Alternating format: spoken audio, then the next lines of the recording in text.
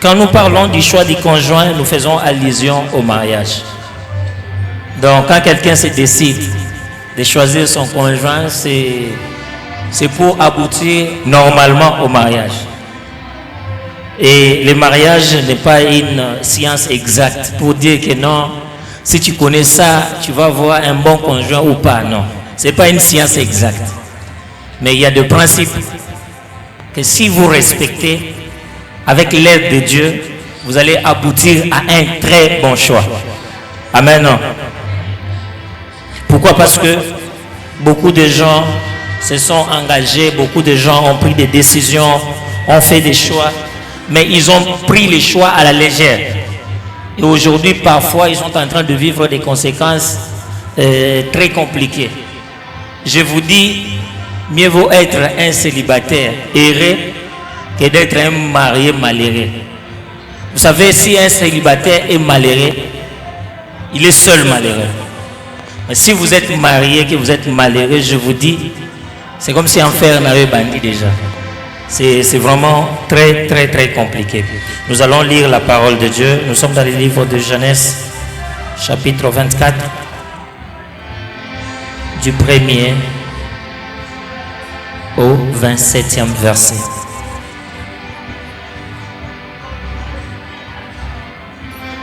Je pense que vous avez vos Bibles.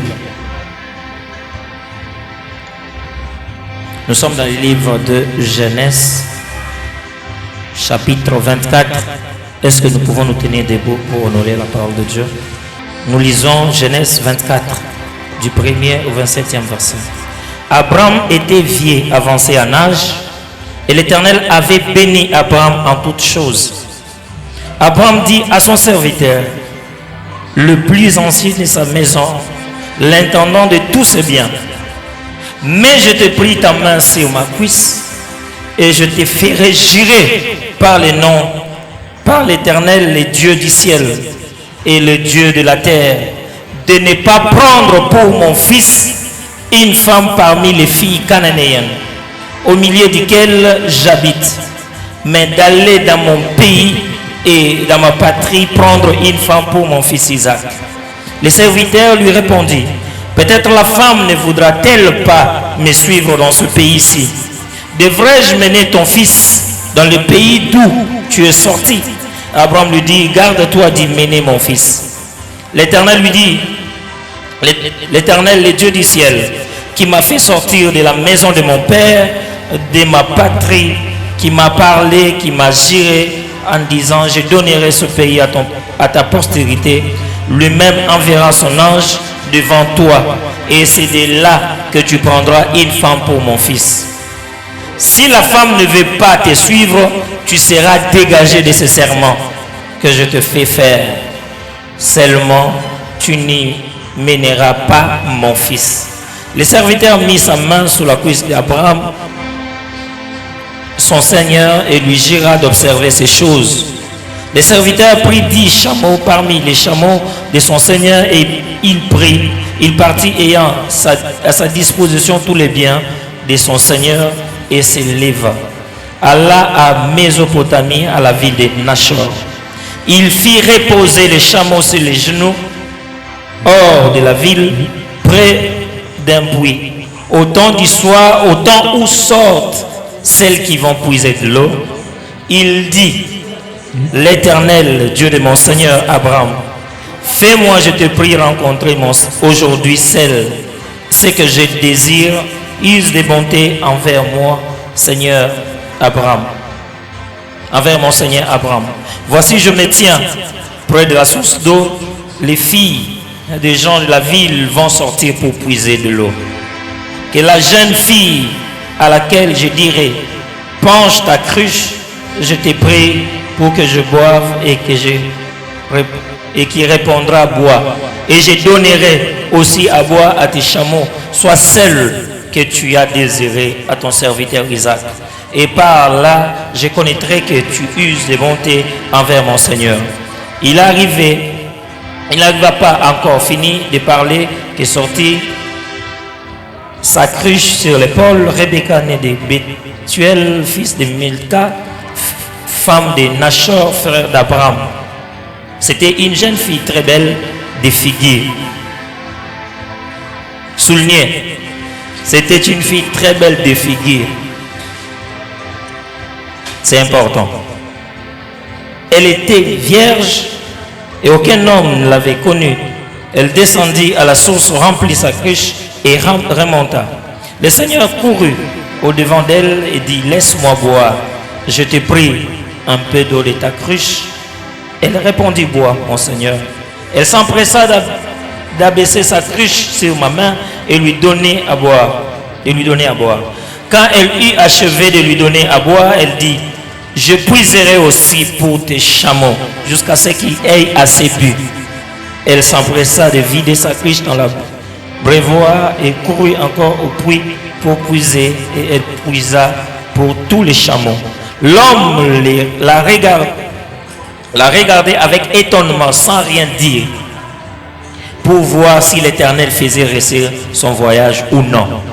Quand les chameaux eurent fini de boire, l'homme prit un anneau d'or du poids d'un demi-cycle et des bracelets du poids de 10 cycles d'or.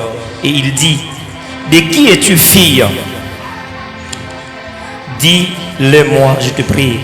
Y a-t-il dans la maison de ton père de la place pour passer la nuit?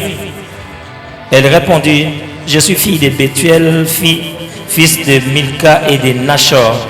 Elle lui dit encore, il y a chez nous de la paille et du forage en abondance et aussi de la place pour passer la nuit.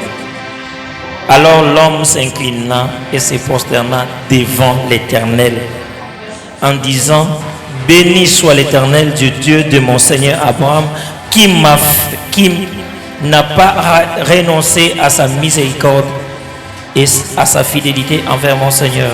Moi-même, l'Éternel m'a conduit à la maison de frères de mon Seigneur. Verset.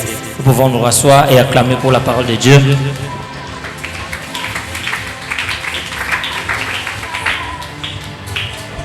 Amen. Bato ebele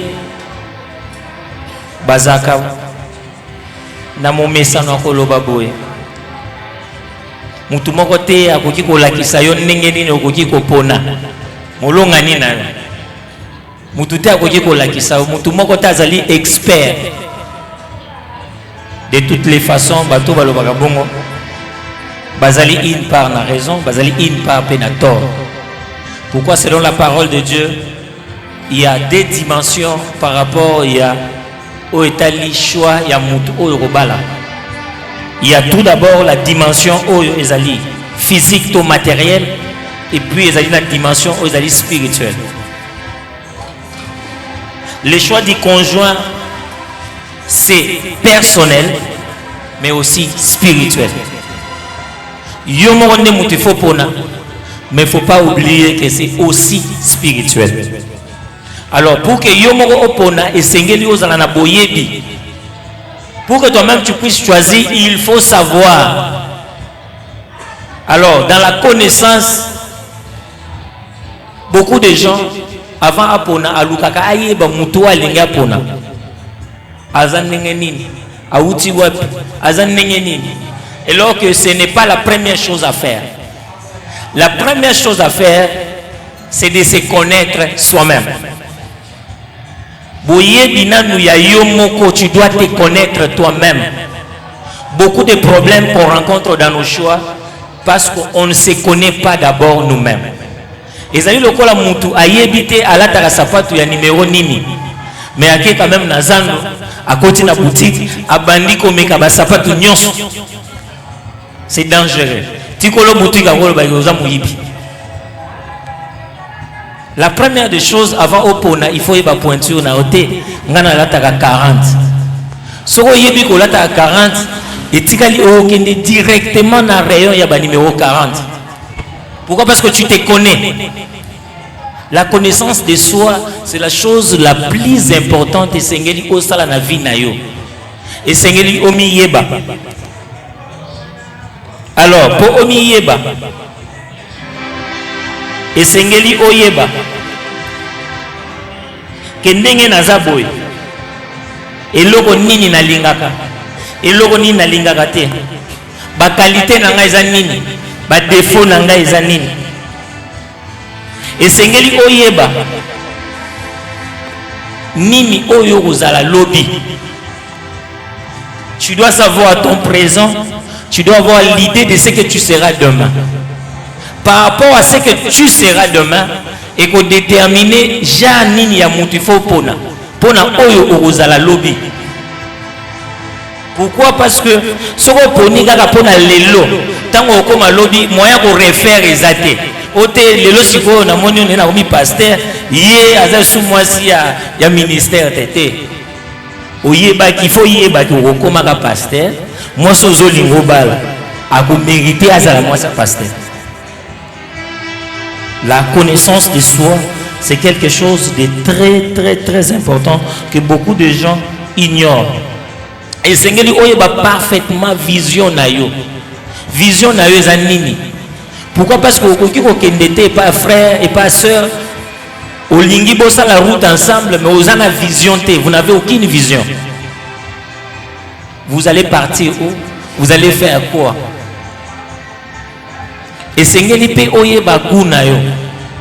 Quand je parle de goût, na lo ba goût physique. Donc il est pratiquement déconseillé d'aller chercher un conjoint au oiseau attiré et physiquement. C'est dangereux. To bande comme ça habiter ngana otalaka poche na été. Il faut que son physique aussi est attiré yo. Pourquoi? Parce que les lots peut-être aux anaïe posant un mbongo te mbongo yana ba problème mbele. Si tu as une femme ou tu as un homme qui ne t'attire pas physiquement, en tout cas c'est dangereux, c'est très dangereux. Pourquoi? Parce que tango nzamba obando tombola yo ozo risquer olobake o ya bongi no le soute ye esi ba soute. Non, il faudrait que physiquement que ça. C'est pourquoi on a que beau souligner que Rebecca était très belle de figure. C'était très important. Nous avons lu ici Abraham a décrit libota nini o esengeli mwana na yete akende kobala. Là où on doit aller et prendre la femme pour son fils. Après si ba condition ayebisi musali na ye que jure-moi que tu ne vas pas prendre pour mon fils. C'est-à-dire que ezana basi to mibali oba okoki kobala te. Mubali nyonso, mwasi nyonso azaya kobala te. Est-ce que tu sais comprendre? Donc ezana basi na mibali ya kobala te. Ya kobala te po azama bete. Ya kobala te po na yo. Je ne sais pas si vous comprenez. C'est-à-dire que moi c'est un aza bien, mais aza bien te po na yo. Par rapport à ce que toi tu es et par rapport à ce que tu seras, abongi na yote. Par rapport à ce que Dieu va faire avec toi, par rapport à la vision que Dieu a mis en toi, il y a des hommes oyo et sengélité bango babala yo. Pourquoi? Parce que bokotambo les longoté, ils vont détruire ce que Dieu a mis en toi. Et ça n'a pas tout mususu. Soit ce qu'il aime et ce qu'il n'aime pas, c'est difficile à énumérer. C'est le plus grand travail et c'est que au sala et pas nayo avant au banda ko luka ko sala choix luko yeba nini ngana lingaka nini na lingaka te ezali motu ya makasi. Pourquoi? Parce que la crise d'identité est à la base de beaucoup de choix ratés. Mutu amiyebi malamu te ba choix na ye ko sala tâtonnement. Aolinga meka oyo te moi sito mobali azali biloko akolia te oyo faut meka so mungu ekoki te. Non, aza biloko akolia te olobi te il faut na meka so na meki siko na tala soki abongi na ngato te. Non, il y a des critères que tu dois avoir par rapport à toi et par rapport à ces critères nde obandi koluka. Tu ne peux pas venir comme ça aux huit moi na bateau. C'est les mois 2 ans, mois 3 ans. Non. Tu dois connaître d'abord. Tu dois connaître. Ce n'est pas en essayant que tu vas découvrir tes goûts. Non. Connais d'abord Oyo Lingi. avant au Kende. C'est bon?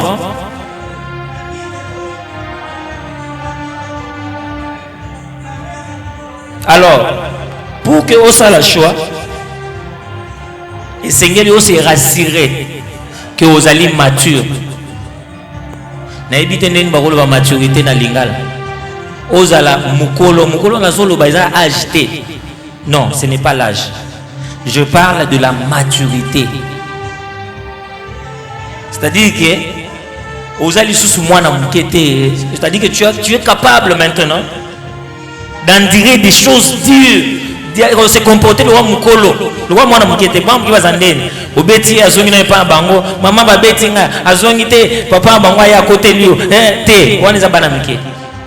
Avant de décider de faire le choix, tu dois t'assurer que tu es mature, que ce soit pour les dames, que ce soit pour les garçons. Il faut s'assurer que aux âmes mukolo aux âmes matures pour les bala les a bana mike. Les mariages c'est pas pour les enfants. Attends comme il a 40 ans, Soza maturité, Kobala té. Le mariage c'est pas pour les enfants et ça ne dépend pas de l'âge. Oté na obala pour na kobi na 30 ans. Yeso bandai ministère na 30 ans, ngapelo wana bandi na kobi na 30 ans, il faut na bala té. Ils ont agité, ils ont maturité. C'est bon? Et en parlant de maturité, je vous dis que Nagata Libala Sokoti, vous avez chemin à non-retour. Vaut mieux, au l'exatan c'est-à-dire au réfléchir et belé. Qui au sali de choix, après vous réfléchir. La maturité, c'est vraiment importante.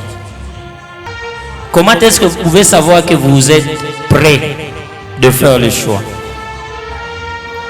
Ndeni no ye baki ndena boye nazasko mature. C'est bon? So lingo ye baki oza mature. Et sengeli ota la degré na yo ya rozala heureux pendant que tu es célibataire. Je vais m'expliquer. Kulukate obala pour olobakete na obala pona koma ereto erezite. Soko sali bongo osala maman erreur. Pourquoi? Parce que on se marie pour donner, pour rendre heureux et non pour devenir heureux, pour rendre heureux. Est-ce qu'on se comprend? Quand la femme vient, dans sa tête elle dit que je vais rendre mon homme heureux. Mobali peut t'envoyer. Abi moi si nanga na rendre heureuse maman bino so bokomi ere on va pas logique exactement nanga na obala pona o ere en tout cas so ça dit bon moi ezala souka derrière. Rassure-toi d'abord que tel que tu es là aux ananu ere yumoko ndi na boye na célibataire mo ere célibataire mo heureuse wana ndi eza ndisa liboso ke okuka ko rendre mutu ere. So yo mo zana no erreur lugana no te ningeni na ko ma pe resto heureux pendant que na bali na nuté parce que vous ya ko regretter pamba nini na ndulu ba ko misanga heureuse to heureux mais ba ko misanga heureux non. Ça c'est le premier point que vous devez vous rassurer à avoir. Vous devez vous rassurer que vous êtes capable ya ko se confier. C'est-à-dire que ceux qui ont bali vie privée ils ont sauté. Au été, oh maman moi si nanga oye bate ils ont vie privée nangai. Mbel nanga oye bate ils ont vie privée nangai. Te. So moni ko zanga no capable te ya ko ndimage oza suna vie privée te. Boko mo kabolango deux personnes ko bate. Est-ce qu'on se comprend? Pourquoi? Parce que au bando luka au bomba te oyo na yeso mwasi na ndeza boza vie privée na kokota kate au téléphone na ngaisa privé kokota kate za privé. Tu sais que tu es comme ça. S'il te plaît, zala no célibataire. Pourquoi? Parce que chaque jour bobando bebana.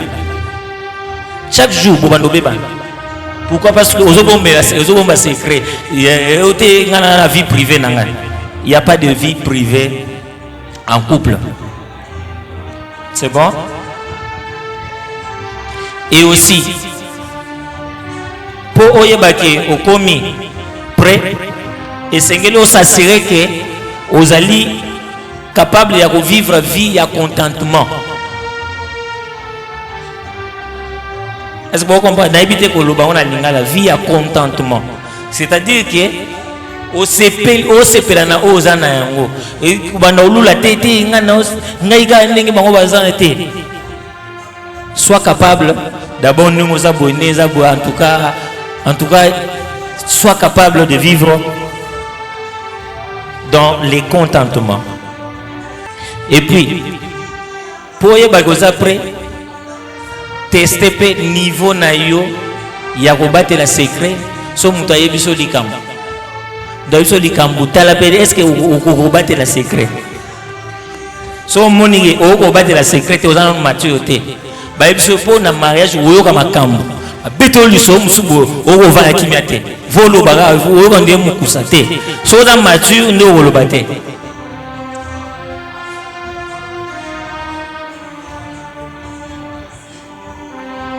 Na pesa un exemple ya kubomba secret. Mobile no azongi ya uti musala asonde eza bona utozo $5,000 yomba liboso yo ka montant wana ba mo bengi ba master na yo ndeza boya mobile nanga zui mama na la $5,000. On a connu un collègue na musala, aujourd'hui il est gravement malade parce que moi si na ya joué imprudence collègue wana na musala na ye asala ba sepeli ko kabela mbongo ba kabele $2,000 na musala. Si quoi yebisi moi sinete mamba ba secret ayebisi moi sinete abeteli moi si du solote. Parce que moi si ka ndenge bazala ka linga sokola bilamba azui soki veste soki nini atala na kati boy $2,000 abenga famille mobimba mobali bolinga bobo mangai pona ndeko na bino tala azana $2,000 ma yebisa tanga te kotali akambongo na nga na zate lelo mbali na ye il est vraiment sérieusement malade. Nana fongoli porte wana c'est la femme. Maturité est vraiment importante. So yebi ko bomba te yo soza secrètement boy ba yebi ba confier yo olinga oyebisa mutu mususu ozana no maturité ozana no prêter. Et là aussi, nous avons nous prêter, nous avons nous maturité. Lorsque c'est d'autres personnes qui décident toujours à ta place, soit famille, soit de master, tu décision de sa vie, il faut que master, il faut que papa, maman, ils ont signé que au colline.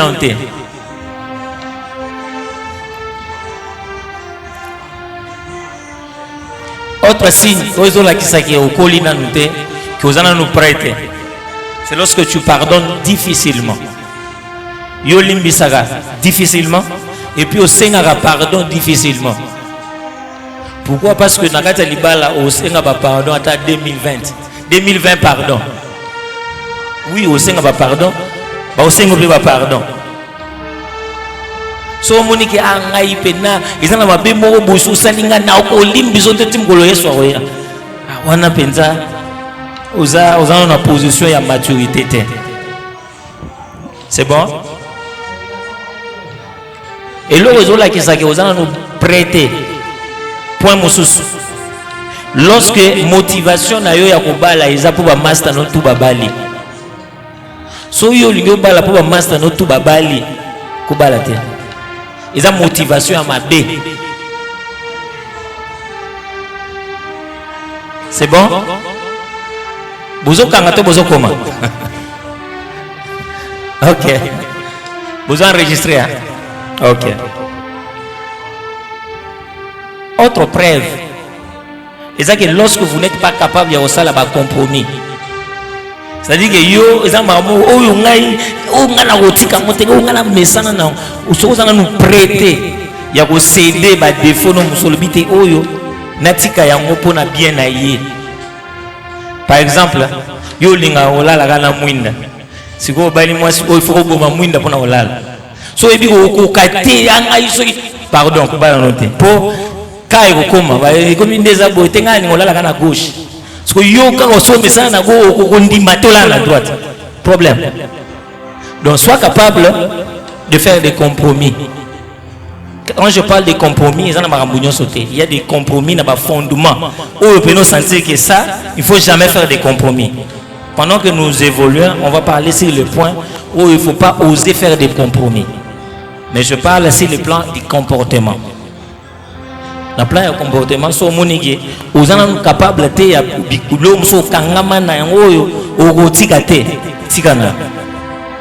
c'est vraiment important. Ce qu'il faudrait savoir, il faut savoir que le mariage, ce n'est pas ce qui doit définir votre identité. Donc avant au bal, il faut avoir une identité, il faut avoir une personnalité. Pour promotion na musala, pour avoir valeur na miso batu, il faut pour changer de statut, il faut pour avoir acceptation quelque part. On est à la motivation à ma vie. So sali bongo est à la maman na erreur.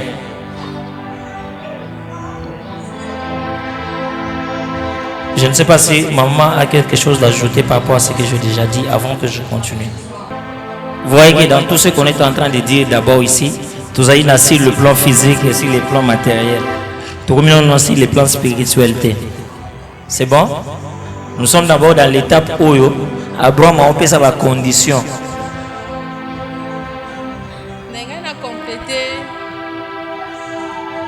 dans Genèse 24 et 14 que la jeune fille à laquelle je dirais penche ta cruche, je t'ai pris pour que je boive, et qui répondra bois, et je donnerai aussi à boire à tes chameaux, soit celle que tu as destinée à mon serviteur Isaac.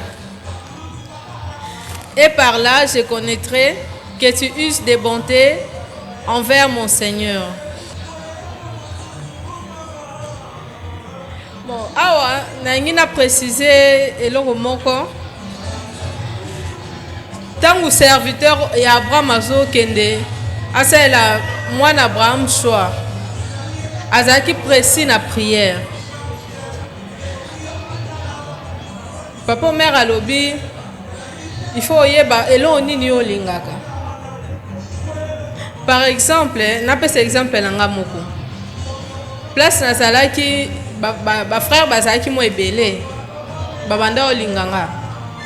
Ba pasteur ba banda proposer nga frère boya sepeli na ona ozonga na sambeli. Après misusu ndo répondre automatiquement que non na boy. Parce que na yebaki ona lingaki. Na yebaki na banda lo ba sur 10 critères, c'est déjà mutoza de ana 7 ou 6 parce que ngana za parfaite. Ce mutoza de ana 7 ou 6 critères à pamba. Les gars na 2 to na moko. C'est bon déjà. Mais critère général na ngeza ki azala chrétien. Yango papa mère a précisé lobi, il faut vous partager même foi. La même foi wana exemple yoza chrétienne auquel nga kimbangiste et simbate yoza chrétien auquel nga musulman et simbate parce que par exemple kimbangiste obi que yo ozonga nonda ku par exemple 14h 13h yaza kuna obaluka makolongulu jour à libala il faut mobala la ta chaussette à pembe yo osama donc et simbate les ebilo mo oyo tango moni mbala moko otiki. En plus de ça, l'Européen a c'était l'état de santé. État de santé à Moutou. Oh, bah, bengi ba électrophorèse, sida, ba infection. Donc, avant na peso winanga, atoso tanga miel, il faut ça là, ba test wana. Parce que du coup, si on a tombé déjà amoureuse na yo, peu importe nini ba opesanga na ondima kaka ebele basala ba choix bongo lelo bazana bana ba SS bache famille na pasi bango mo bazo souffrir finance nyonso leba memango na côté moko et simba tezaka hôpital moi malili mbule beti il faut bokende batu ba mwana batonga et ça irresponsabilité ya choix oyo sala na bo jeunesse.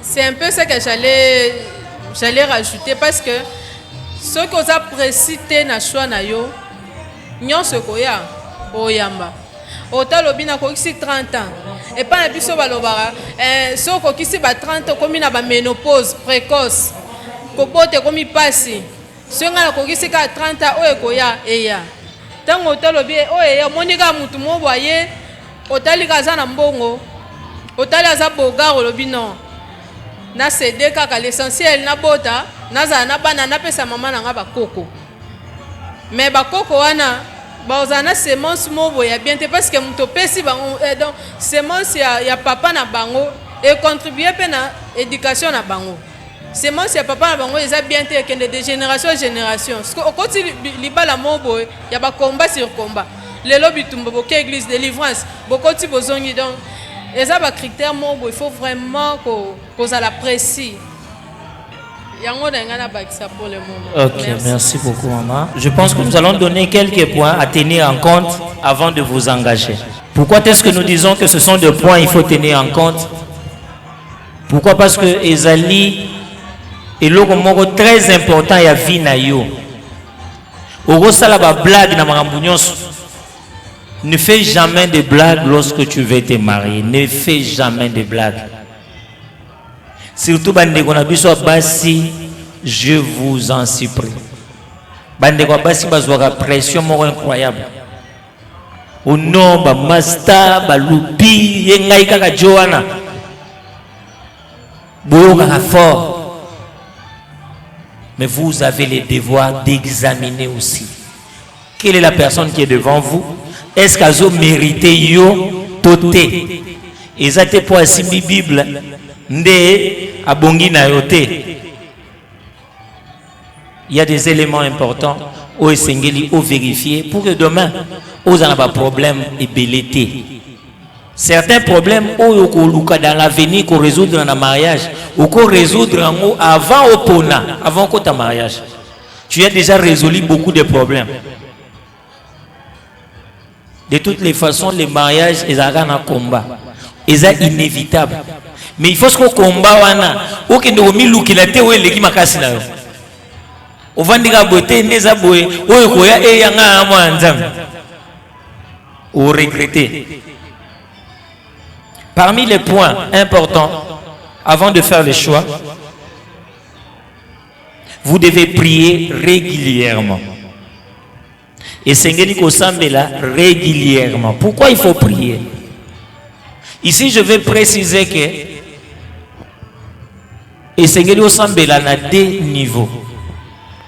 Avant opona mutu, nana sima aussi oponi mutu continue ko sambela. C'est pourquoi je parle de régulièrement. Prie Dieu avec des détails de ce que tu veux. Nzambe ngala lingi mobali azala boye, azala boye, azala. Vous avez vu dans la parole de Dieu quand on a lu, on a détaillé tant où serviteur Abraham azo détaillé nenge nini moi swana il faut azala. Moi swana tango koya andi makopesa ngamai asala ba pesi nzambe basini. Je ne dis pas que c'est la même formule, nous soit ça la formule magique tété. Nous soit dans la nenga ko sambelela. Mais quand tu pries, prie avec des détails de ce que tu veux. Dieu est notre Père. Quand tu pries à Dieu, dis à Dieu que je veux tel genre de femme, tel genre de mari. Pourquoi? Parce que là je vais être telle personne demain. La ligne que moi, c'est banda lelo. Azala déjà oya kokoka ona ozala lobby.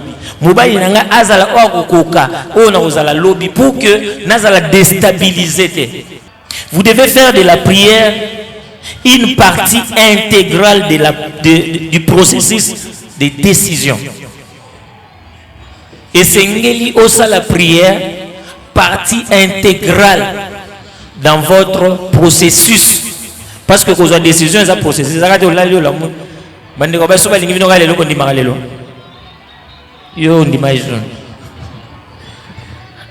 Yani magitia sa ko tanda walibanda yo sana ndimi. T'es solo. Oh, mais je ne sais pas. Qu'est-ce que micro? N'habite ça timide. Tout lingane, si tout bala.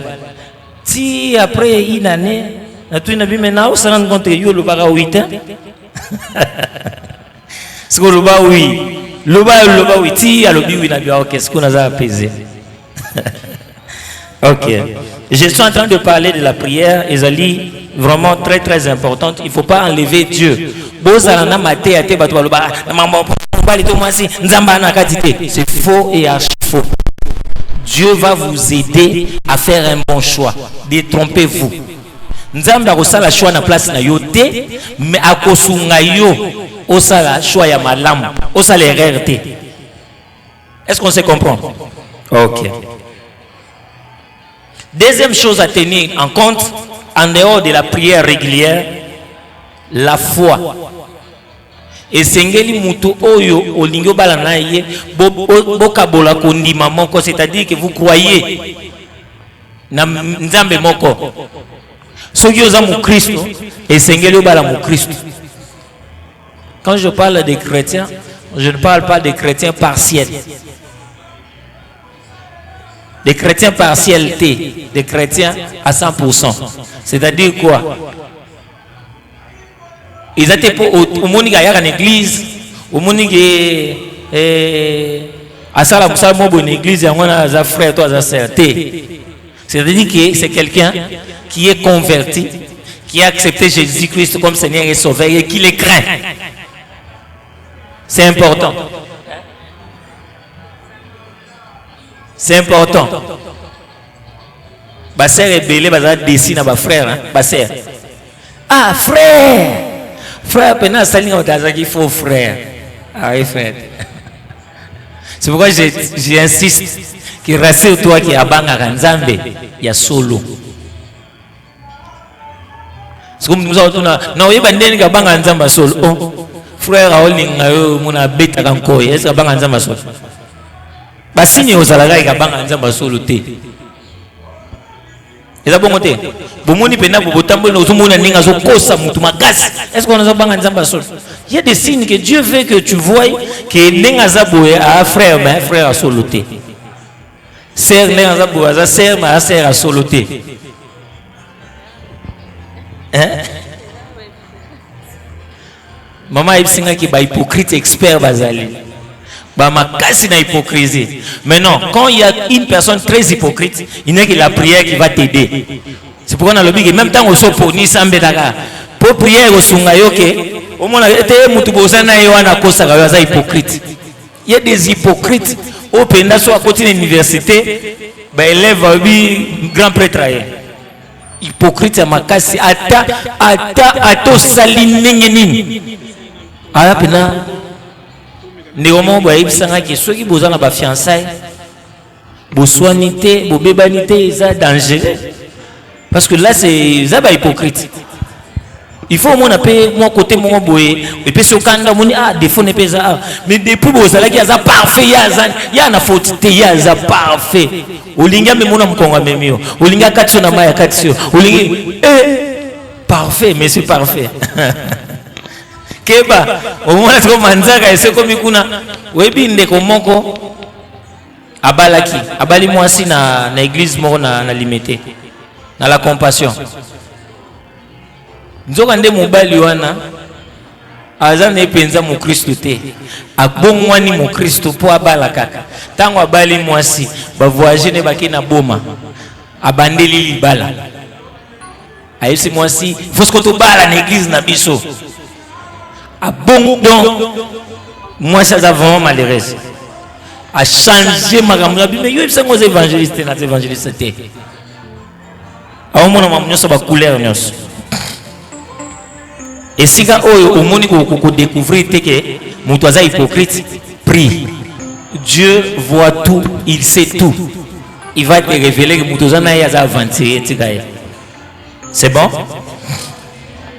Je parlais de la foi.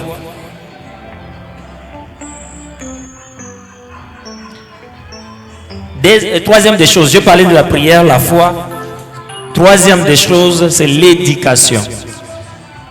Éducation est très importante. Pourquoi je parle de l'éducation? C'est parce que tant que vous avez commis Mikolo, moyen de corriger l'éducation exatée. Quand vous avez dit que vous avez éduqué, vous éduquez moi aussi. Rien. Tout ça, comme Mikolo, on ne peut pas corriger l'éducation. Je disais que au Koki Kobongo la bizaleli ya mutu, mais éducation. Éducation, c'est quand mutu azamona mukende ba éduquer. L'éducation, c'est très compliqué. Pourquoi je parle de l'éducation? Tu vas souffrir. Ce qui mutu ana défaut moko boye, ils ont lié na éducation na ye. En tout cas, au changement, tu vas souffrir. C'est très important de vérifier que cette personne a une bonne éducation. Pourquoi? Parce que les enfants vont hériter de cette éducation-là. Il faut vraiment tirer attention de l'éducation d'une personne. C'est bon? Voilà pourquoi, quand on parle de l'éducation, vous avez vu que les serviteurs, il y a Abraham a testé le niveau de soumission à Rebecca. Parce qu'il a besoin de la moins soit soumise. Parce que si vous avez une éducation, ça c'est dans l'éducation qu'elle a reçu. Parce que nous avons parité à 2 ans. 2 ans, nous avons faut que vous 50-50, misala il faut ça, il faut la salle. Il y a un problème parce que ça c'est lié à ce qu'elle a appris. Tant que vous avez mon amour, c'est lié vraiment à son éducation. C'est compliqué de changer ça. Et en dehors de l'éducation, on parle aussi de la famille. En tout cas, sur le niveau de la moutou, que ta famille n'est karaté. Il y a un moni à bas mazo ebisa, Moussa n'aïe pardon. Kokebala na libota oyote, kende na libota oyo, c'est important. La famille est important. Le bateau était, ngai na obala moutou, na obala famille n'était au mikosa. La famille inter, pakotaka, est automatique. Donc bitumba famille na ye okoma ya yope, ya famille na yo okoma pe ya ye. Donc il faut tirer attention. Elle vient de quelle famille? Tant où serviteur a moni Rebecca, a sepeli na ya tuniye, yebisanga oza mwana ya nani. C'est important de connaître la famille. Ils ont été beaucoup d'années dans Nzela.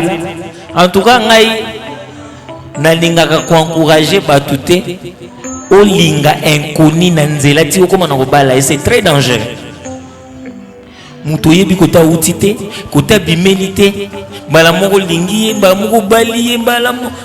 En tout cas, eza ba risque makasi na lobite ke mutu asala bongo dina bi eza ba risque makasi ozui so salé lo bongo eza ba risque. Quand il s'agit de se marier, tu dois connaître la famille. Il faut ba famille wana, il faut au moins témoignage à batou, il faut zana moi connaissance moko boye ate bangonde baza boye bazala ata au tenir compte de mes formations non sauté et c'est important oyeba oya ozwa lo mombo ba ma ekufe la mboa oya ko regretter pamba. Parce que tu ne t'es pas informé. Les serviteurs, bien qu'il a demandé des signes à Dieu, précision, mais à la fin, il a demandé, tu es de quelle famille? Papa, c'est important. Et comme on va délivrer chaque jour, quand on a chef coutumier, ce qu'on va introniser, et yo mo mi koti sina maman bo vie non bi prière na prière délivrance baluka zonga bo. Et pourtant si tu avais la connaissance tu pouvais résoudre ça avant au balaye ba délivrer après au balaye ça t'était ngana au balaye pour na ko bongola pourquoi luka ba problème. Ne faites jamais l'erreur ya ko luka ko bala païen ou le bité ngana ko bongola ngana ko yambise Yesu. Je vous dis nana samona mbuma ya mabe et bongisi mbuma ya malamu. Donc nature il faut être yabiso mbuma ya mabe et bebi sarakaka ata soko tie 50 orange ya bien ozu mbuma ya mabe orange moko kaka 51e ya kopola otie tika yango pendant quelques jours oya okuta ke 50 wana ebandi pe ko beba. C'est ça la nature, ça doit nous enseigner.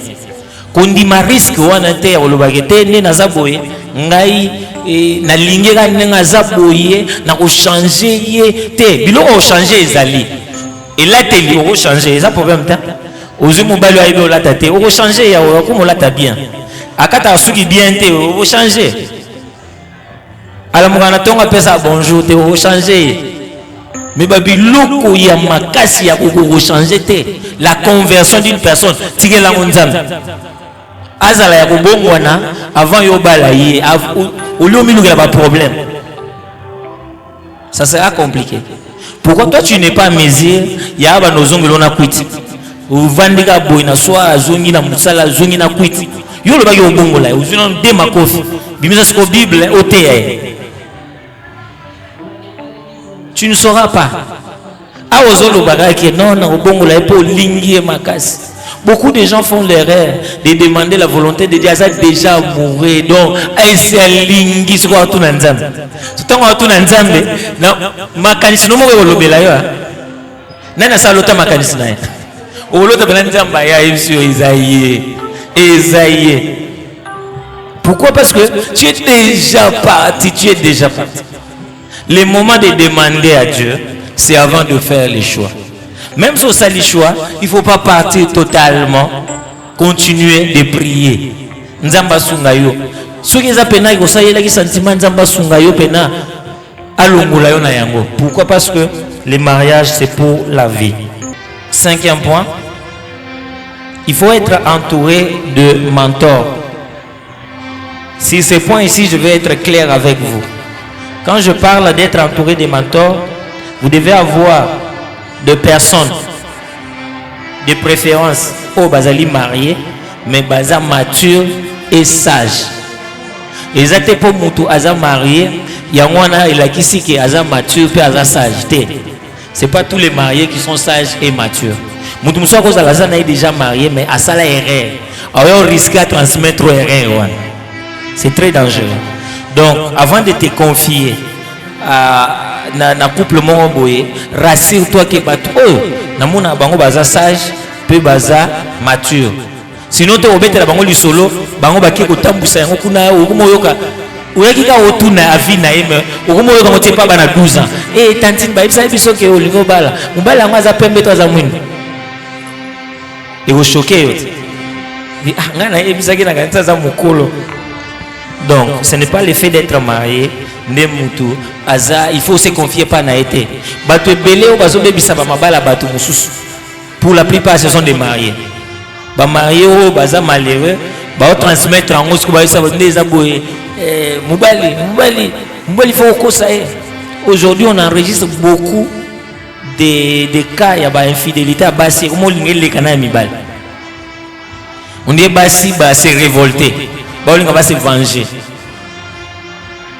So yo liyo balo ke tuna mwasa ningi wana nda walibala atrisha umbali naye obi mate ya kopesa yo ayo yeba déjà avant umbala umbala za fidélité information il faut so na opesa mwana tango okota so ozu ya no mo akobebisa yo mutu. Est-ce que vous comprenez? OK. Et ce qu'il faudrait aussi savoir, 6e point, toujours qu'il est rapidement pour chiter, il n'y a que 7 points. 6e point, il faut savoir son état de santé. Donc, il faut voir baba état de santé na bino est important. Parce que escroquerie, moi si akende kobala mobali oyo mobali ayebi ke abotaka te. Parce que oyebisa ngo moi si te moi ça ezo relever akobota bana 4 5 6 7 yo yebi mobali yo yebi obota te obando l'excellence ko temps. Mobali pe oyebisa te wana escroquerie. C'est pourquoi c'est important de savoir avant état sérologique na bino boza bato groupe sanguin il faut boyeba pour que bo se préparer na yango. Et en dehors de l'état de santé, le dernier point sur Lingi au s'engager et s'engager pour la notion de la patience. La patience elle est vraiment importante. Patience n'a pas de ba maman. Bande kwa basi bozara mingi na problème il y a patience. Dans la patience on découvrir makambo mususu. plus otiki mwata moko boye, plus tu vas découvrir azari pende boye et chance na balagité. Ou parce que tu étais patient, tu découvres. Mais si vous êtes patient, tu as chuchoté. Ngai na limite que ndeka mbangu ou raté pour découvrir d'autres défauts que tu vas découvrir dans les mariages aux ongles à la cimaté. Aux ongles à la cimaté, tu vas consommer. Donc les vins déjà tirés, il faut les boire. Donc nous vous prions que lorsque vous allez chercher à trouver votre conjoint, peut-être maintenant là, vous allez nous prêter, demain vous serez prêts, rassurez-vous de bien faire un bon choix. En tout cas, le mariage, c'est quelque chose de très, très bien. Il y a une Bible, celui qui trouve une femme trouve le bonheur. C'est quoi? Celui qui trouve toute femme, une bonne femme. Proverbe 31, Zolobela, une bonne femme. C'est très important. Osa la choix ya malamu pour que obika libala ya malamu ya esengo. Ezali motu ya makasi. En tout cas, napoko na lelo. Je pense que ce sont des points qu'on avait prévus parce qu'on est en train de courir derrière le temps. Maman va ajouter quelque chose avant que tozongi samaloba. Et pas ya maman chancela. Nangana bakisa point oh papa mère a lobby il y a discrétion. D'habitude tout ça la makamoko na émotion, na sentiment. Donc na loba to e bakati mais to e ba libanda to e bakati te. Oko za lozanga camarade na. Azana est fiancé. To azana chérie babenga bango ba engagé. Jeune engagé. Azan engagement mais famille ba éviter nini ba nyonso ba éviter ba c'est notre d'autre. Yo posana o yo. Ce que yo zo aka yo obetela kai. So bo sali bo na fiancé na obeteli. Ya betela ko sko ya lokuta ya camarade na mo bo. So tanga mone pa na bonheur eza azui akomo ko selo makambo pa mobali na tala kuto azala ba betelanga esko tema ke fiancé na pa yebi ke wana pire na yo déjà betela ma solo ke wana camarade na nga kati ya yebi nyonso na nga boy na mo omoni ka ba akomo bendana après ça nini o raté mobala vie na pona munoko na opesa exemple ya na Bible ya Elisabeth na Luc 1, Elisabeth na Marie. Elisabeth azali na zemi. Abomba zemi na eti 6 mois. Yango mo batu ba constater que azana ngo. Ndaye ko bimisa. Marie de même. Tango bandi zemi, asali 2 mois et pas Elisabeth. Avant son et pas na bango. Si nzamba yeko convaincre mobali na yeke non nzamba yebisi mobali na mo sino azana zemi aza vierge azana zemi abota Yesu bilo mo ayebisi bilo mo bongo tango azonge pa na bango mutnyoso ayebaki ke aozela eloko amemai na kati eza komba mariage eza bitumba na diable ye moko parce que institution divine diable alinga bolingo te bolingo za nzambe siko yazo kango naloba diable za roi nani buko lupango photocopie original eza nango mais po ba yiba pa boto bino lupango ba yibi copie ba photocopie ngo ba bimisi siko bino boyibi ka ke non yango wana copie yango wana original yango wana mais c'est original déjà photocopie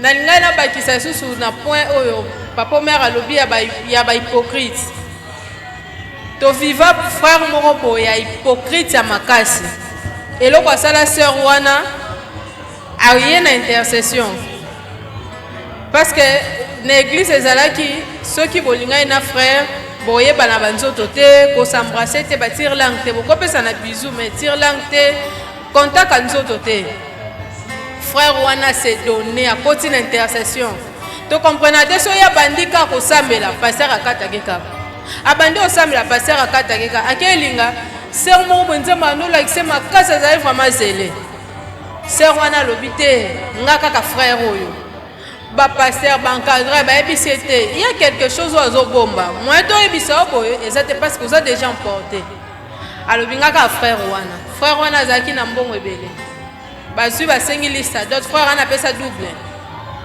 sœur pa vanda lobia mutu malamu bo famille balinga bato mbongo na ba famille na biso ba africain bango nyonso na sima ata baswani ba kotela kaka frère wana jour à mariage ba mati frère pa kanga mutema senga genzoto te eloko taibika soka meki sœur wana oboya soka yefunda bazali département moko ba mati likolo moi ça banda bandozela mobali alongole voile ba se connaître bango mibale mobali avandise na mbeto bizela to solola to se mettre d'accord liba les accords à deux personnes bavandi abando ebisa bi moni ndenge sabo nyonso ona bimisi eza nzambe na bino te parla lango na loba na église wana eza nzambe na bino te donc ngala za nga muto ekanka donc soko linga mamu na nga nyonso to bando sala mbongo na ngai utaka boye to sala ba sacrifice parce que bango bazala so ba sacrifice abomi mutu asa ba yibo mayele omonika mutu mo asa zoba mais azalaki na bien omona mutu mo boye azalaki ne normal juka coucher na garçon wana mamne simba lisute akomo kelelo échec lobe échec aibise il faut travailler na nga bongo donc bongo na yo tango okaba tozo iba beto la ba yango nde sala naza na mbongo nyonso na balele obolie wana bo sepeli sali ya luxe wana okoti soko lingi ovandi to continuer soko boy afongoli porte telemi penza afongoli porte bima donc na seba tu baza likolo mambo einda kuna ser wana vandi aleli abino nga na sala fena nzambe na sala na mutu te na viva bona libala te libale ekoya ser wana bima bato nyonso baondima ta bimika na voile na ye ayezonga na église bato siko azolela baocomprendre nini bandeko ne balandi alobi te niet ndima kaka tina kufa bino bondima parce que frère aza na mbongo aboyi ti basali divorce parce que baka wana batolera parce que eza mensonge moko ya lokuta ya mensonge moko makasi badivorce heureusement sœur a se remetaki après batemps ebele lelo pa voyager na ya bala pe pasteur moko ya solo siko donc pour dire na choix il faut zala vraiment mutema na yo na nzambe ezala vraiment communication oyoka pe bato parce que serviteur asuka kaka na bato kelema ite lelo ba frère ebele bakoma so alinga bala mwasi yo nikela na bilamba aotala nanu nika bilamba lamba sala bo aotala bilo mwa libanda oyo boki ko engagé ta domestique asali yango mais ye yango wana azotala aotala kasi te aotala spiritualité na yo te aotala peut-être na famille na bino bozana balien moko boye ya makasi ye wana équipe te mwasi mpe kote na aotala ayepe ya bon moment naza vraiment na besoin libala aza na mbongo aobalanga mbala moko eza te bafrère oyo balexelakisa bato batan ntango otala bongo ozomibomaka yo moko napesa so exemple na choix biso mpasi toa bonheur oza bonheur ya mobali donc nga vana bala bato presque ebele po papa mare asala eloko basali na bible ke asololi na bayaya ke nalingi leki na bino abengaka nga na boyaka na bando swanisa na ndolinga te après bane mpenza ekoleka namonaka babengani na grande sœur lisusu nde na bi te tosolola nde tobandi osolola ntina nde toyaka obala sikoyo periode ayaki baproposant bazalaki ebele sikoyo ezalaki ngai nasala choix napesi exemple wana parce que soki ozomigarde ozomibatela ozobanga nzambe eza te ke oyo ekoya eya te oyebi valeur na yo yo nde soki ozala na choix opona entre bango na zana ba vertu entre bango mutu na mutu azana le passé na ye ya mabe ya sombre ya bien mais hôtel obité azana na passé na ye c'est le passé mais le présent na ye sa ndenge ni Nathalie azali kosala mosala mwa malonga te pana biso babite okosouffrir wana ba grande sœur bango mutu banda otinda ngai nalinga ye bango so babandi osouffrir azana ba charge to ando benga bibala ba chargeur universel a chargeur universel a chargeur ba téléphone ebele osouffrir na répondre bango na bi nga na za bonheur ya mobali na ozo checker ye ceux qui sont capables ya obimisa bonheur nga na transmettre ye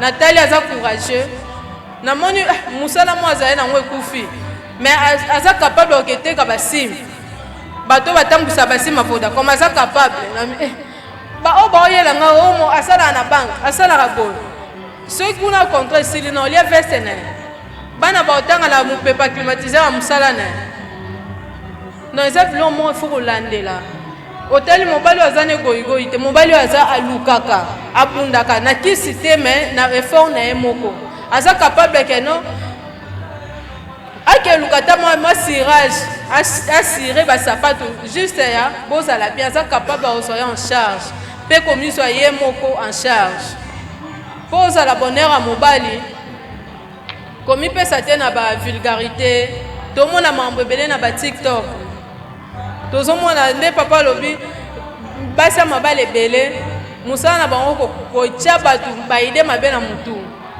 ngana bala siko na époque wana époque oyo et comme infidélité base comme à 80%. Tina ba église nazana boma au moins na pensa mobala oti musala kuti mwasi na na mbetu na muninga mwasi mwasi azobima na mobali mususu mais bangwana ba okende église oya na église boye papa mobo azolinga sœur ya protocole ba komo bima na ye nde na fanda na bité nazana posa obala pete na fanda na nga po boye na okokana nga te mama pasteur abenga lobi eloko oyo sala bango eza problème à choix soko sali choix na oya mabe obuka mbuma lango plus tard yango papa lobi ba indice nzamba pesa olingi mobali oyo première rencontre mais mon hôtel olingi mobali oyo azo forcer mela masanga olingi mobali oyo donc fiancé na bino eleka ka poina boke na ba bomeli oliengula kapela bozongi tandini bo s'étudier oye ba etonini o surtout ba comportement mususu comme obimo comme surtout obombaki ozalaki parce que ozalaki distraite. Nous les femmes on subit l'homme a gozala avandi amona a étudier après kolinganga ce que ce nga pe na zalaka boye na keka na ndimi sans ko étudier ye yo mona ga mobali alingi yes asali data mso asali 2 ans étudiaka yo étudier a famille na bino yo mo se monika mobali aye ngai mobali wana ka ne muto obala nga mobali wana kaka ne mobali malamu pona nga et pourtant ce n'est pas ça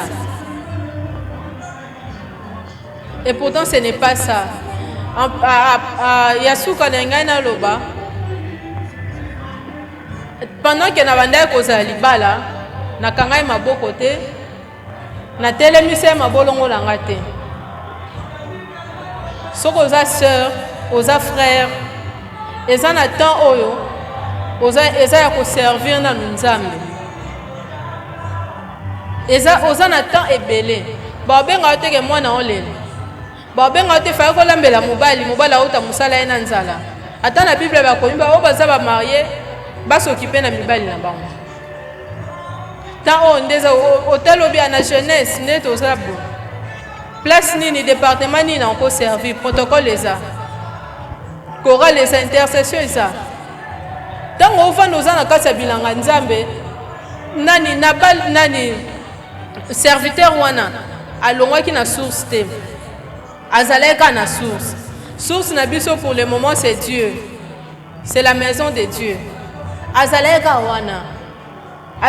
wana donc c'est wana bando benga biso ba ser ya ba te biso ba bindenge zana kota partout l'essentiel otia ba dépôt tango obala bitumba ya omona bitumba ye soit na maternité obala bomoni infidélité obali bomoni belle famille obali quartier place ozo futela mama lupango alingi bino couple na bino te peut-être bane babala te bitumba nyonso wana soko oza bien équipé te oko lâcher parce que c'est la femme qui mobala luka mbongo pe aza tête ya spiritualité mais moi si ozana mambebela osala te yo ne fosa na makola Yesu lokwa ba Marie de Magdala ozoyoka nzambe nzambo lobi nini siko biloko wana so jeunesse no olekisi kaka TikTok Facebook WhatsApp baninga ekapela oyeba mamonde ne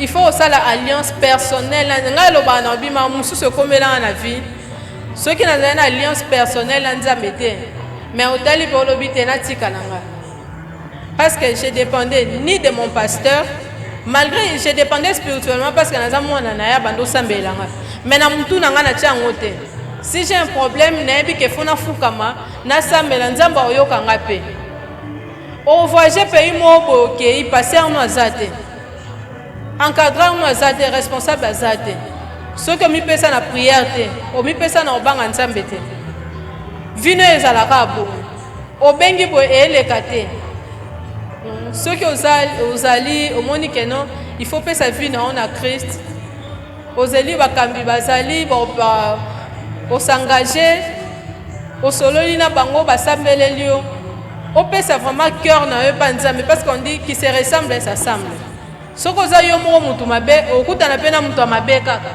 so za mutu malamu okutana mutu malamu en dehors ba mfutsima ba famille mususu batindela bango ka mibali ya mabe basi ya mabe pour ba divorcer continuer siko biloko wana nyonso soki oza dans le Seigneur te ozaka il faut pas penda oyaka jeunesse ndoye so ba bengi yo te oya pete so ba bengi yo na église te oya pete ovani no na ndako osa pelo kwa malonga te ozolamba. Donc il faut vraiment se donner à Jésus-Christ comme Seigneur et Sauveur personnel. Il faut être intime à Dieu. Bilo mususu comme la biso na ndako na ovanda na yebiango déjà na yebisa nzambe na bilo mote comme 5 nga na yebango. Po oza bongo na nzambe fo oza la yo moko pure na kati na yo. Na mutu na yo raisonnaka ba penser na biso oyo ezo détruire makasi. Mutu akoya asemelo eloko mwa mabe na mutu yo kanisi a etendi mais après 4 mois 5 mois ba effet nango comme obima. Après ça ozana Saint-Esprit yebisa obite moni mutu solo la na e asema que l'on moi mabe pana. Yango la ta mususu o créer incompréhension pas mobali incompréhension pas moi si okomi kanda kana na ndaku oyebite. Le monde est dirigé par la spiritualité. Bandoki, bokitiste, ba chrétien, nyonso eza spirituel. Sans spiritualité, au salelo de na vie. Au bando subir. Ba tumsu basambela kana butu azo planifier. Na tongo ola subir oyo diable aloni. Yesu ko azo faire subir batu journée o a planifier na nzambe. Eza corvée eza eloko mutema so lingino mutu talobi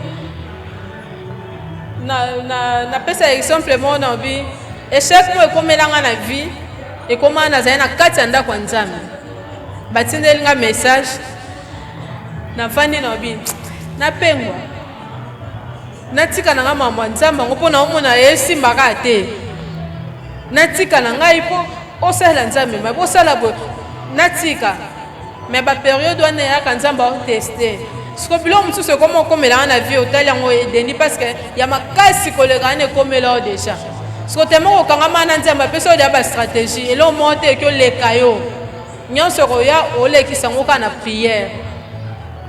Donc bomi pesa na nzambe eloko eda biso pe ba département nazaye na kin e na voyager na kena boma eloko liboso na sala ina luki église oyo ba osambela nzamba solo ya mibale na luki na koti na département ba olandela yo ke sala boye tika boye alelo na moni makambo ça les a bien été ezo aider yo pe tozo éducation na ba famille éducation so raté na famille l'église nzamba okosala ko aider yo éducation wana otalo bina famille na biso ba éducation bien te c'est nga na obala te non yaka na église kota na département zala botosi to sa ba président sala makambo nyonso ba oyebiso ya osala ya bien omona ke mam nyonso ekende nango très bien.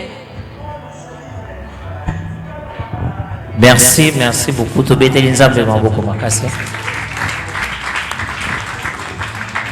J'espère que tout ce qui est ici Merci beaucoup. Merci à nos invités. Merci à tout le monde. Maintenant, Tokomi na séance, il y a question. Celle qui avait préparé sa question peut la poser maintenant. Toyoki makambo kitoko, toyoki makambo bien wa.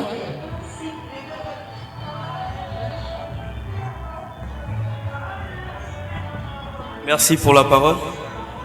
Bonsoir. Moi, j'ai juste 2 questions pour le couple. 2 questions pour le couple. Je ne sais pas si d'autres questions peuvent venir après. Bon, Toyo Karabalubaka, quand vous faites le choix d'une personne, ce n'est pas nécessairement que le critère est à 100%. Il peut arriver au coup de correspondre à 70-80%. Question de savoir si tel est le cas, à 80% ou bien on doit toujours être exigeant par rapport au point que vous avez énuméré ici. Il faut tout éco-kakaka. Si vous quittez, c'est un problème. Deuxième question, ils ont dans le même contexte, mais ils sont un peu hors. Moi, j'en profite juste pour savoir. Étant des chrétiens, je pense que notre façon pour aimer est cause différente à païen. Au cas où vous avez un fiancé, comment est-ce qu'un chrétien doit se comporter pour maintenir la flamme et la fiançailles par rapport au païen? Parce que le païen, il peut se permettre aujourd'hui d'être amené au restaurant, le bec nos boîtes, demain à nos hôtels, à nos. Mais pour un chrétien, je ne sais pas si on doit se maintenir là, là-bas, restaurant, le restaurant, cette monotonie-là, il créera un peu un problème ou pas. Je ne sais pas si. Ok, merci beaucoup. Et on commence par la deuxième question où vous avez posé. Il y a fiançailles. Comment est-ce que vous pouvez vivre fiançailles moko oyo ezalina bobang nzambe kati na yango mais bozo battre la flamme. Donc bolingo ezala mais en même temps déviation ezala te. En tout cas, la première des choses oyo ba fiancé il faut baluka ezali la crainte de Dieu. Omoni soki olingi osale la bolingo sans pour autant qu'il y ait la crainte de Dieu, il y aura des dérapages. Quand je parle de la crainte de Dieu, c'est que tu es rempli du Saint-Esprit. Au monde du Saint-Esprit, c'est ça katinayo. Et eux, ceux qui ont lingo sala, aucun chrétien n'a déjà péché sans qu'il y ait pas sumuki. Okuta, le bas c'est quand même le Saint-Esprit. Ou même après avoir fait, tu as la culpabilité. Pourquoi je fais ça? C'est ça. Donc, il n'y a pas quelque chose oyo le lengenini et sengeli ba memelate na marabutu bogosala et sengeli kanga crainte de Dieu ezal. Et si par exemple ba milliers au bino boko kendete ou ba l'ensemble boko kendete, vous ne pouvez pas partir là-bas.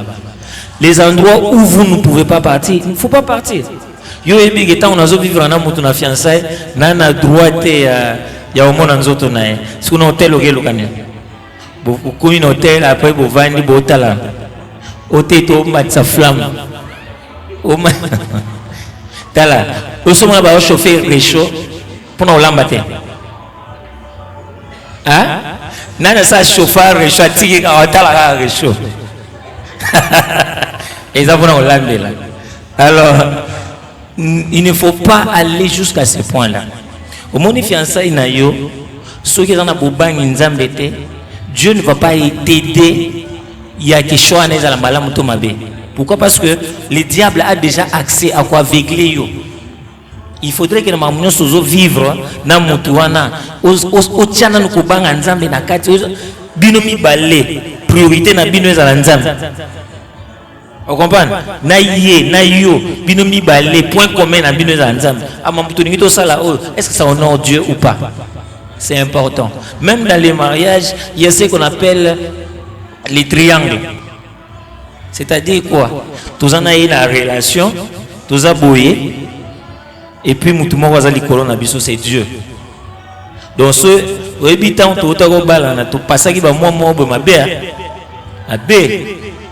Ceux qui moutoua zali kolona biso wazali ni la terrible. Pourquoi? Parce que moutoua il faisait c'est que on ne puisse jamais dormir sans prier. Surtout bébani, donc il faut tout sambel la carte total la naté mais il faut tout sambel. Donc on est obligé, c'est une obligation, on ne dort pas sans prier. Si il faut tout bon ça. So au sambel la ningeni wana kanda. Vous voyez ces points là commencent à aider. La première question vous avez demandé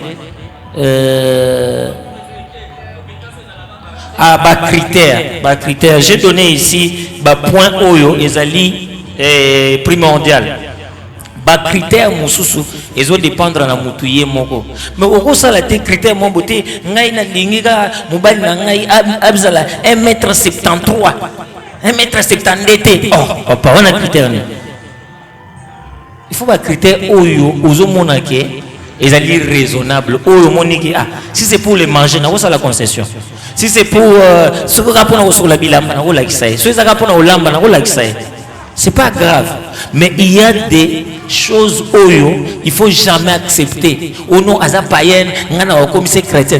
Wana il faut jamais faire des concessions. Et au nom ningaza boye aza na éducation mabe on ngana supporter non. Il y a des choses où il ne faut jamais faire des compromis. Mais en la mususu oyo utali to le bateke degré 70 80% 90 non. Mais ils ont un point de base. Oh, il faut ezalanan. Par exemple, tant au serviteur Abraham Osambel, à l'obéni, les aboués n'a pas si condition, il faut appeler ça il faut appeler ça Bampunda. Et ça l'est mis bongo. Après, il a continué pour savoir dans la famille c'est comment. Mais quand toutes ces conditions sont remplies, par exemple, on appelle cet exemple dans la condition. Kobala moi cité, to mobilité, ou yozana attirance na yété physique. Yolinga mobali a pembe, mobali a mwindu. Ote na balega po azana mbongo. Mkolomo na pembe chaque jour muteme bando beta. Omona pembe, ozana na mbongo muteme beta. Te so linga pembe, ezana un critère na yo. C'est pas un problème. So ça pembe mais so inza ba convaincre on akati non te ngana ebio bien yo bongi na ya pembe te bongi na mwindu. Je sais il te dit ça, c'est pas un problème. Parce que mususu alingi elo mombo mami yebité. C'est que lui cherche là et bongi na yete mais azo lingi ka tenga lingi ka pembe. Nzokande yi a bongi na mwindu. Mais quand Dieu te donne sur mwindu sentir que en tout cas nzamba zaki na raison. Tu vas sentir une paix en toi. C'est bon. OK. Critère au baloba eza oui amen te mutuna mutu asana critère na ye eloko papa omer alobi ya éducation neti nga éducation ezalaki vraiment critère na ngai ya bomoto ya charnel éducation namona bafingela déjà mama mobali penza telemi na balabala fingi bansaki alinga mobali afinga nalinga donc babaje wana ofingi otelemi obeti mwa double bapuzo bana bacritère wana eza oyebi ke eloko wana so oyoki yango okose sentir mal à l'aise okose sa misusu ezala bozala bato na ndako ozofinga. Imagine, il faut tenir compte. Merci à papa et maman. Juste une question par curiosité. Vous avez énuméré plusieurs critères. Il se fait que j'aime trop la sœur. Je énumère des critères comme maman l'a dit. Arrivé au 10e critère et que la personne que j'aime ne répond pas à ces critères. C'est parmi les critères les plus importants, mais elle n'a pas répondu exact à ces critères. Bon, je peux dire, elle est une très bonne fille, elle a tout ce qu'il faut. Mais le deuxième critère, que la manière de servir Dieu est totalement différente à notre manière de voir les choses. Mais non, je vais accepter parce qu'elle a répondu aux 9 critères, ou encore je vais refuser. La deuxième question est de savoir, aujourd'hui il y a trop d'abus dans le mariage. On peut pas en mentir tel que nous sommes. Il y a beaucoup qui craignent de se marier. Donc, qu'est-ce qu'il faut exactement pour éviter aussi les abus qui sont dans le mariage? Déjà par rapport aux critères, rapide, hein? Par rapport aux critères, yo mutu lingio ça la choix, il faut au kabola des critères oyo koki ko ça la compromis, c'est-à-dire des critères de base. Au kaboli on a des critères oyo koki quand même pour supporter. Il faut d'abord faire la part des choses. Tu prends tes critères à toi, au lieu par exemple on a 10 critères. Mais na 10 ou 5 oyo a ce que rien. Oyo simbate. Mais na 5 mousous on a na robanda rotala. Ça peut passer. Ça peut passer. Mais au-dessus il y a des critères non nyonso ko mekate ko kende ko ndima critères ya marambu ya foi. Ya kobanga nzambe soko meki kuna ko toucher te. Loba soki yo moko pe miyebike yo pe banga nzambe te obi bon. Loka ngana ngana banga pe nzambe te ngapela ke na muta banga nzambe te. Pour vivre vraiment cauchemar, ça va atterrir na point à lobby qu'il y a beaucoup d'abus dans ba couple aujourd'hui, c'est parce que au départ ils ont fait des mauvais choix. Mauvais choix ça veut dire quoi?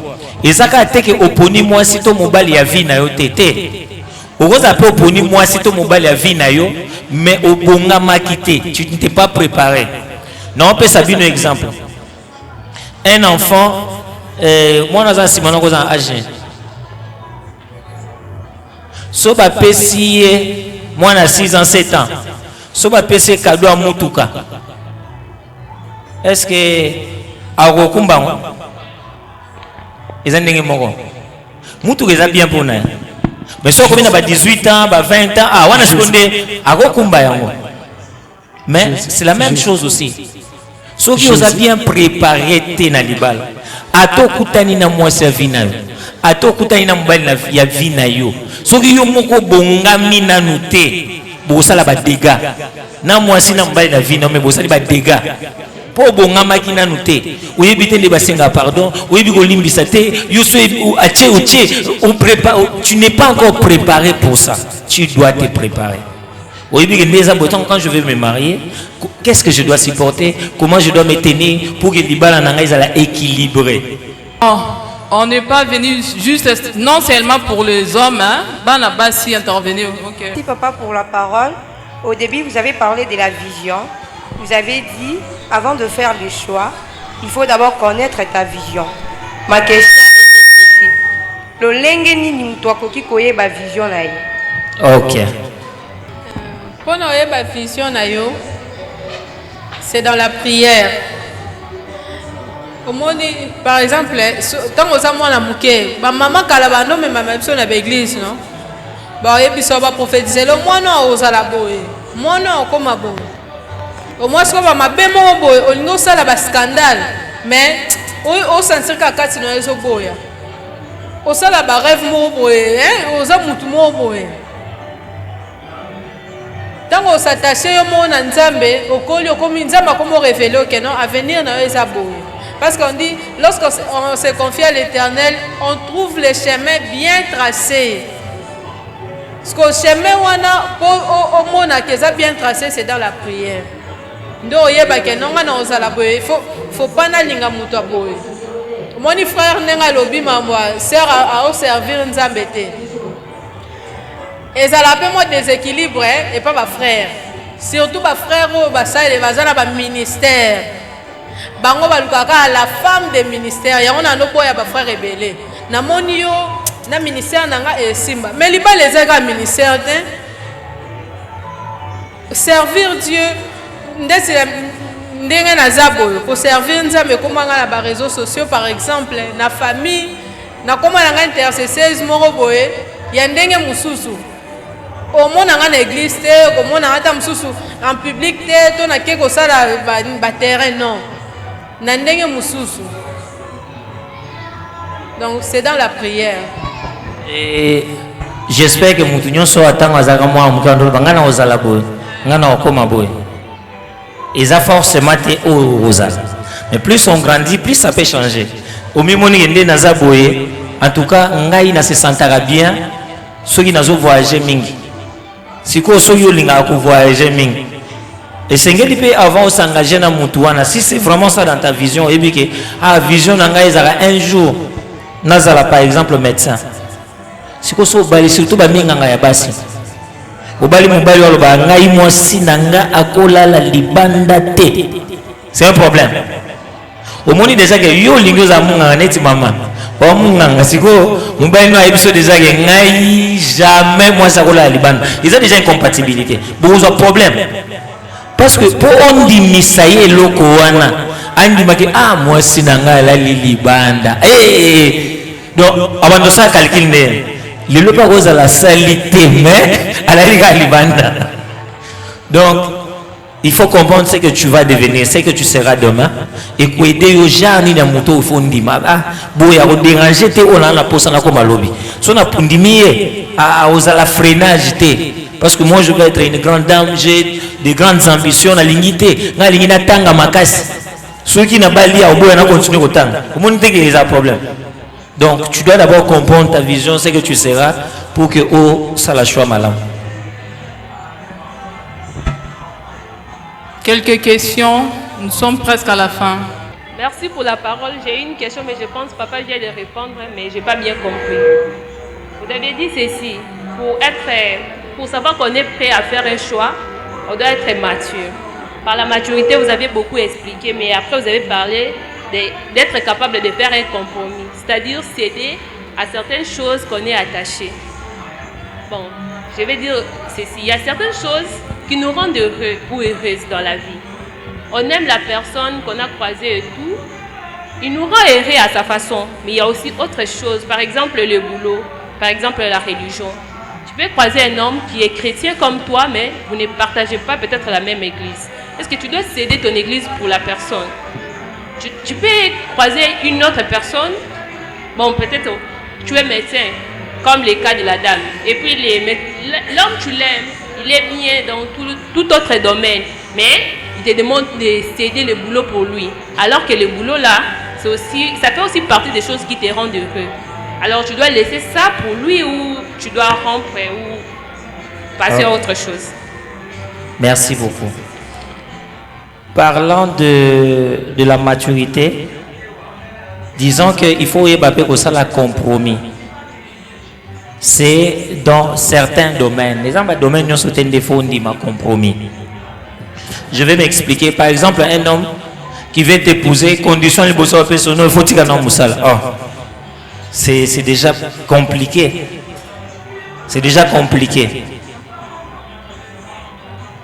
Ce qui est mutabali au boti au komina bana au komina engagement belé aux osenga souté au sala, ça on peut comprendre que bosolo là otika musala, mais avant bala yo non tika non musala, ça c'est vraiment pas bien. En tout cas bato basala bere wana belé ba regretta tant on OK démissionner boyer par le balo soutien. Oui ou leli. En tout cas, ceux qui montent pas na yo, il faut déjà yopé. Oye bisaï mambo ça comprometté. Tu vois avec mon travail, tu sais que je travaille. Tu vois, est-ce que tu vas supporter que je travaille? Parce que c'est ce que j'aime. Vous avez na ba point na yo faut ye bisaï papa. Si ce point ya musala en tout cas, est-ce que tu vas supporter que je travaille? Ce monde va supporter avant de tomber ba mourir tout tika. Parce que ça c'est ce que je ne peux pas faire des compromis. Par exemple, pour l'église, si vous êtes convaincu que Binomi Balé Boza est chrétien et madame, l'église, ce n'est pas un problème. Il faut pas. Mais généralement, généralement, moi, je vous dis généralement. Mais il peut arriver aussi que moi, si à convaincre mon bal que une église, ce n'est pas un problème. Mais il faut boyokana. Ils ont été bobalani kabo. Après c'est bobalani. Ne bon peut être une église ni. na ici nous bebana premier mois na bino bebana makasi. Ne vous mettez pas ensemble ceux qui vont se mettre d'accord sur tous les points de désaccord. Oh non, autant de balas que tu sur la tête.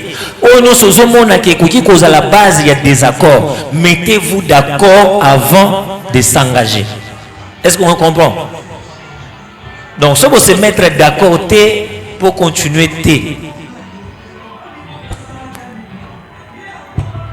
S'il vous plaît, papa, si vous pouvez nous accorder juste 2 minutes. On doit prendre un garçon et une fille. Ok.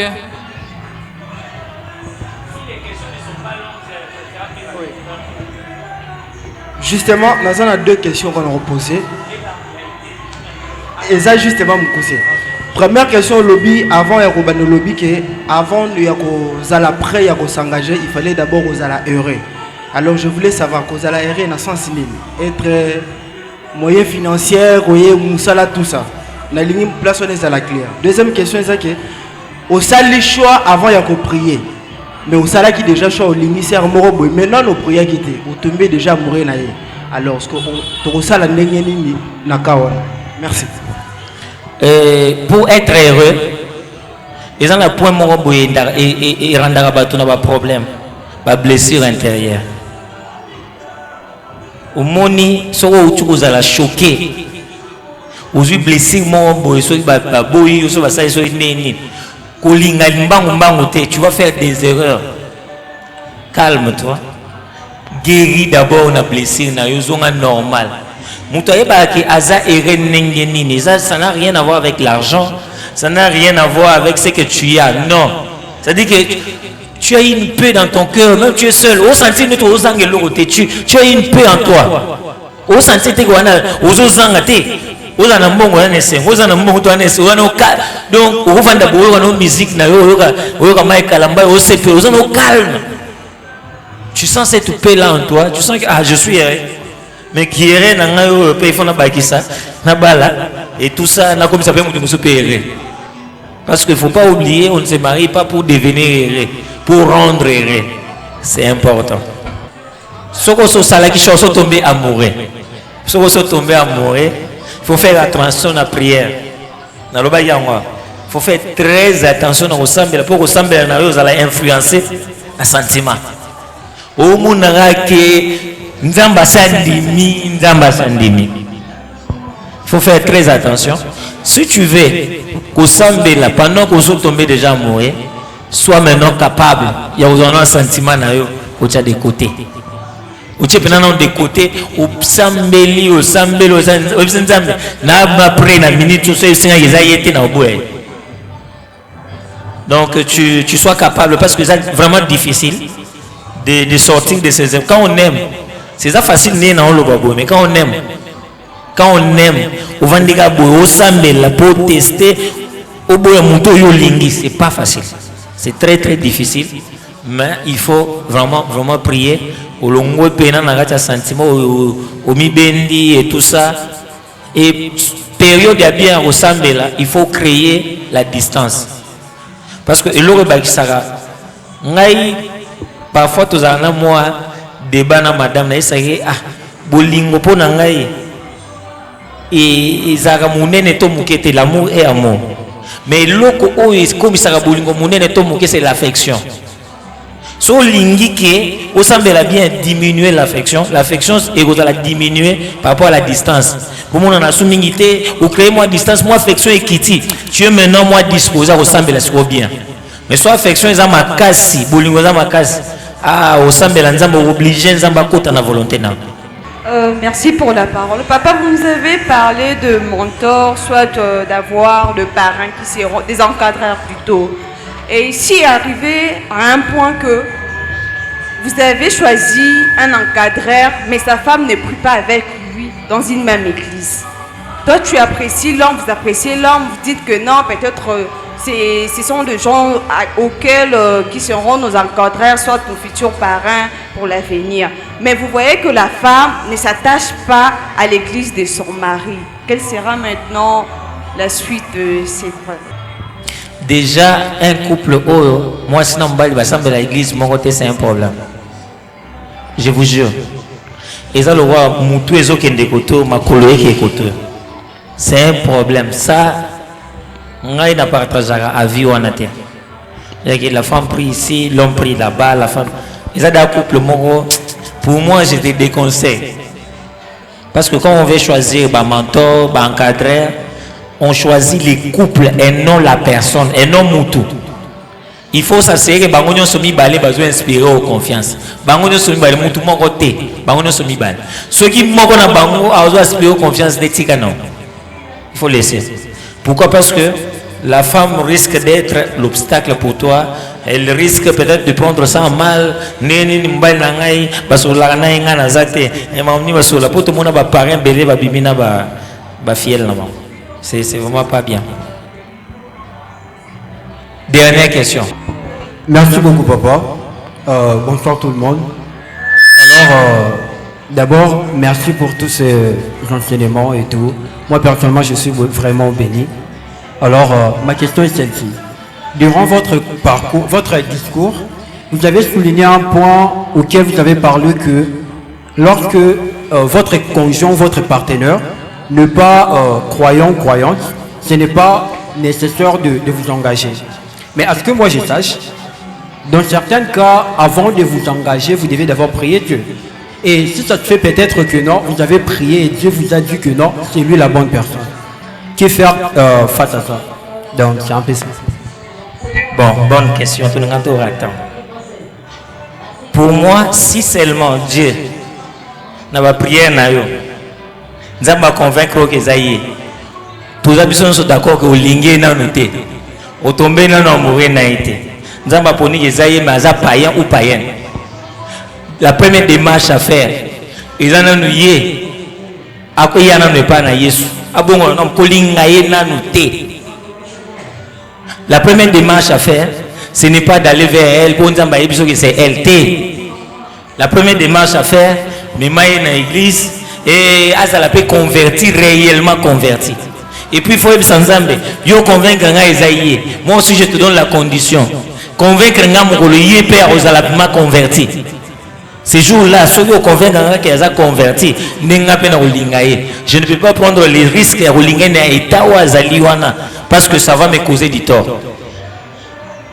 On se comprend. Donc pour renverser tout le vite le wanzamba convaincre nga Isaïe. Non, je regarde na état on a nzambe muta convaincre ya oboté.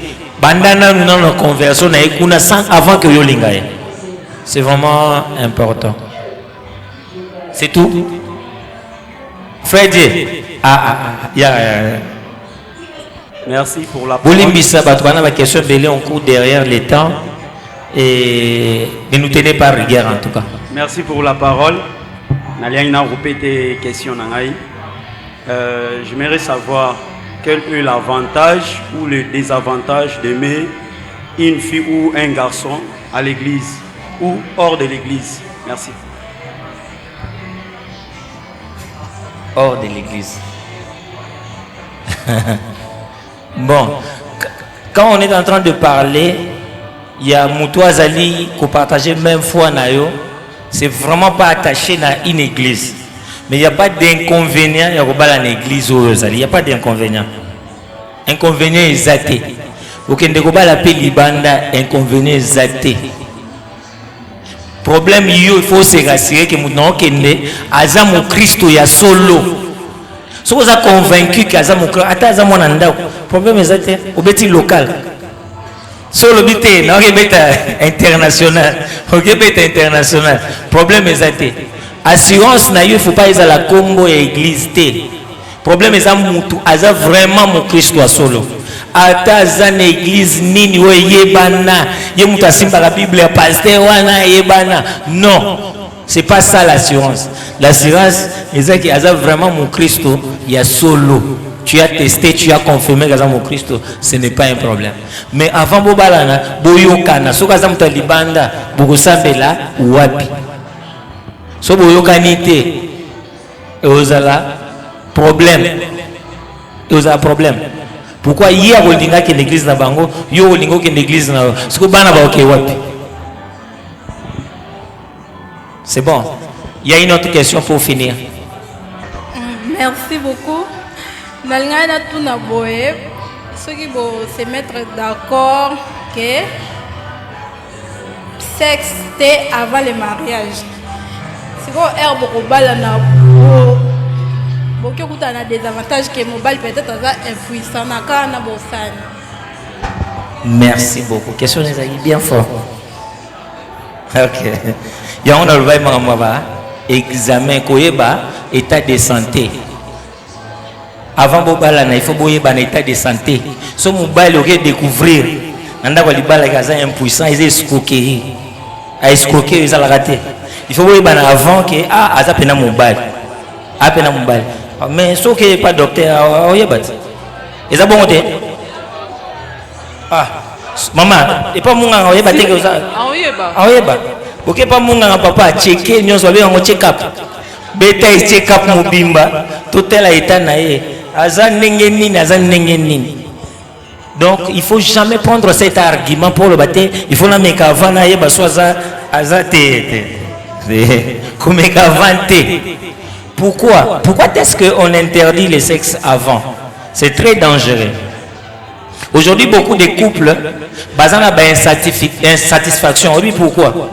Pas parce que le partenaire n'a pas satisfait bien, non. Parce que Américain qui va côté belé, c'est quoi on comparer. On a pour des meilleurs. Et pourtant, ce qu'on Américain qui notait, on peut se voir dans danger. Mais tellement que au sommet qui va péquer si comme meka wana et go bomayo na gaza libala et go bomayo tu comment raisonner autant fi wana za mystique fi wana za boy ça va te déranger dans ton couple pour se préserver zéla au moment opportun vous allez jouir de cette bénédiction de Dieu. C'est toi. Est-ce que vous pouvez mettre la main beaucoup ma casse?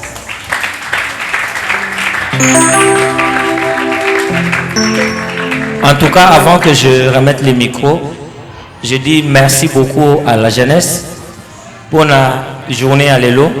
Merci beaucoup pour votre présence. Nous savons que c'est une première, mais ce n'est pas la dernière fois. Et aussi, il faut savoir que tout ce que nous avons partagé avec vous, ils ont parole il y a nzambe a lobité et qui peut causer une imperfection, mais nous faisons de notre mieux de partager ce que Dieu nous a donné comme connaissance pour que demain tous a beaucoup plus de couples qui sont errés que d'avoir beaucoup de couples qui sont malheureux. Nzambe apambola moko na moko. Merci, merci beaucoup papa et maman.